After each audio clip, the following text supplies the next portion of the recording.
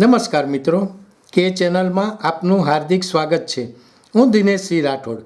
આજે આપણે જોઈશું ગુજરાત યુનિવર્સિટીના 73મા દીક્ષાંત સમારોહમાં 46,131 વિદ્યાર્થીઓને પદવી અને 148 વિદ્યાર્થીઓને મેડલ એનાયત. રાજ્યપાલ આચાર્ય દેવવ્રતજીએ જણાવ્યું હતું કે તમે જીવનમાં કંઈ પણ બનો, ડૉક્ટર, એન્જિનિયર, પ્રોફેસર, કંઈ પણ બનો, પરંતુ માનવ બની રહેજો. માનવતા ક્યારેય ન છોડતા. એવી માનવતા જે બીજાના દુઃખોને સમજે, બીજાના ઘાવને પોતાના હૃદયરૂપી મલમથી સાજો કરી શકે. જો આ ભાવના તમારામાં નથી તો તમે મેળવેલા અક્ષર જ્ઞાનનું કોઈ મહત્ત્વ નથી. ગુજરાત યુનિવર્સિટીના 73મા દીક્ષાંત સમારોહમાં મહાનુભાવોના હસ્તે વિવિધ વિદ્યાશાખાના કુલ 46,131 વિદ્યાર્થીઓને ડિગ્રી એનાયત કરવામાં આવી હતી.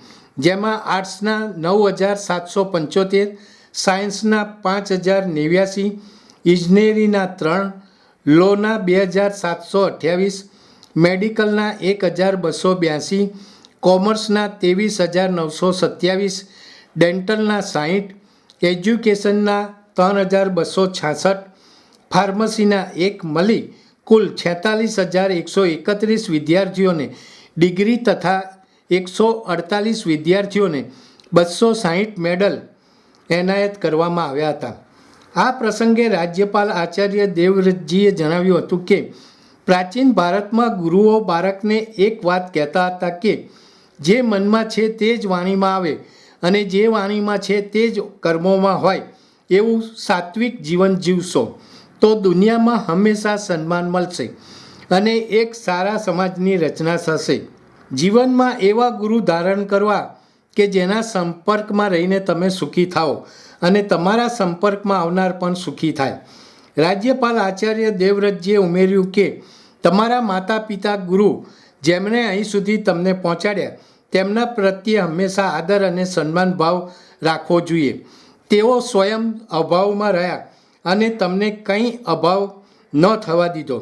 પોતે સારા કપડાં ન પહેર્યા અને તમને સારા કપડાં પહેરાવ્યા. પોતે એટલું ભણી ન શક્યા પરંતુ તમને આ ઐતિહાસિક સંસ્થામાં ભણવા મોકલ્યા. તેમના પ્રત્યે સન્માન અને આદરભાવ ક્યારેય ઓછો થવો ન જોઈએ.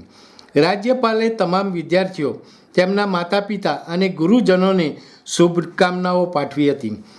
પૂર્વ ઉપરાષ્ટ્રપતિ એમ વેંકૈયા નાયડુએ પોતાના ઉદ્બોધનના પ્રારંભે પદવી પ્રાપ્ત કરનારા વિદ્યાર્થીઓને ગુજરાતી ભાષામાં શુભેચ્છાઓ પાઠવીને માતૃભાષાનું મહત્ત્વ સમજાવવાનો પ્રયાસ કર્યો હતો.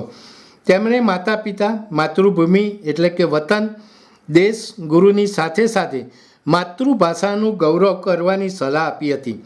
તેમણે જણાવ્યું હતું કે દરેક ભાષા શીખવી અને બોલવી જોઈએ પરંતુ માતૃભાષા ભૂલવી જોઈએ નહીં. માતૃભાષા હૃદયથી નીકળતી હોય છે એટલે પરિવારજનો સાથે હંમેશા માતૃભાષામાં જ વાતચીત કરવી જોઈએ. માતૃભાષા આપણી આંખો છે, બાકીની ભાષાઓ તો ચશ્માનું કામ કરતી હોય છે. આપણી માતૃભાષાનું આપણે ગૌરવ હોવું જોઈએ. વેંકૈયા નાયડુએ ગુજરાતની ભૂમિને વિશિષ્ટ ભૂમિ ગણાવીને જણાવ્યું હતું કે આ ધરતી પર જ્ઞાન, સમજ અને સહકારની સણવાણી વહે છે જે આ રાજ્યને સમગ્ર દેશમાં અગ્રેસર રાખે છે.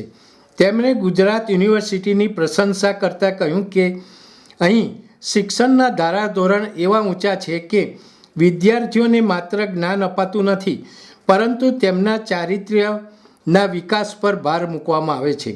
અને એટલે જ ડૉક્ટર કસ્તુરીરંગન, ડૉક્ટર વિક્રમ સારાભાઈ, વડાપ્રધાન નરેન્દ્રભાઈ મોદી જેવા મહાનુભાવો દેશને મળ્યા છે. આ પ્રસંગે ઉચ્ચ અને ટેકનિકલ શિક્ષણ મંત્રી ઋષિકેશ પટેલે સૌ વિદ્યાર્થી મિત્રોને શુભેચ્છાઓ પાઠવી હતી. ગુજરાત યુનિવર્સિટીની સાફલ્ય ગાથા વર્ણવતા મંત્રીએ કહ્યું હતું કે આ યુનિવર્સિટીએ અનેક ક્ષેત્રે ખ્યાતનામ મહાનુભાવોનું નિર્માણ કર્યું છે. રાષ્ટ્રીય શિક્ષણ નીતિમાં ગુલામીની માનસિકતા દૂર કરીને ભારતીય સંસ્કૃતિનું ગૌરવ પ્રસ્થાપિત કરનાર કસ્તુરીરંગન, વડાપ્રધાન નરેન્દ્રભાઈ મોદી અને કેન્દ્રીય ગૃહમંત્રી અમિતભાઈ શાહ પણ આ જ યુનિવર્સિટીના વિદ્યાર્થી છે એનું ગૌરવ છે. શરૂઆતમાં ગુજરાત યુનિવર્સિટીના કુલપતિ ડૉક્ટર નિરજા ગુપ્તાએ સૌનું સ્વાગત કરીને આવકાર્યા હતા અને તમામ વિદ્યાર્થીઓને શુભેચ્છા પાઠવી હતી.